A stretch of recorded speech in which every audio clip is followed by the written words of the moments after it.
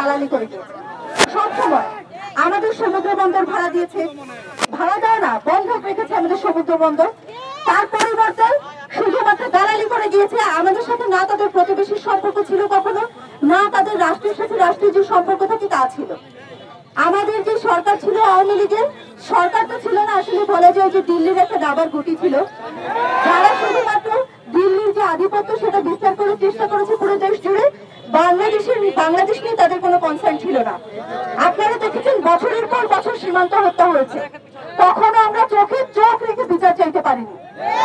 আপনি শুধু সীমান্ত হত্যা না, এই যে আমাদের সাথে যে অসম সম্পর্ক ছিল ভারতের, এর শহীদ হয়েছে আবরার ফাহাদ।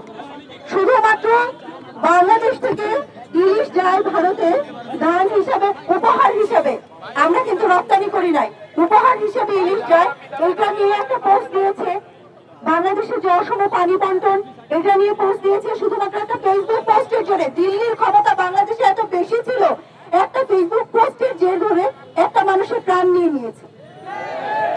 আমরা বলে দিতে চাই, এখন নতুন বাংলাদেশে দিল্লি না ঢাকা স্লোগানের বিপরীতে ঢাকা ঢাকা বলার জন্য যদি একটা মানুষও বেঁচে থাকে, এই একটা মানুষের মৃত্যু পর্যন্ত বাংলাদেশের দিল্লির আধিপত্য আর বিস্তার করতে দেওয়া হবে না। আমরা বলে দিতে চাই, আপনারা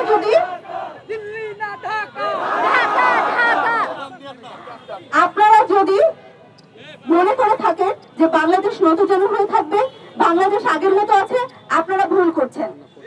আপনারা বাংলাদেশের সাথে যদি বন্ধু রাষ্ট্র হিসেবে থাকতে চান, বন্ধু রাষ্ট্র তো আসলে কখনো ছিলই না, বারবার বন্ধু রাষ্ট্র বলছি কিন্তু কখনো ছিল না। যদি প্রতিবেশী হিসেবে থাকতে চান, প্রতিবেশী হিসেবে থাকুন। আমাদের ঘরের ব্যাপারে আপনার নাক গলানোর কোনো দরকার নাই। আমরা চাই প্রতিবেশী ঘরের বাইরে থাকুক, সীমানার বাইরে থাকুক। যদি সীমানা দিয়ে পা গলানোর চেষ্টা করেন, মনে রাখবেন বাংলাদেশের প্রত্যেকটা মানুষ জেগে আছে, বাংলাদেশের প্রত্যেকটা মানুষ রক্তের একটা বিন্দু থাকা পর্যন্ত দিল্লির আধিপত্য মেনে নেবে না।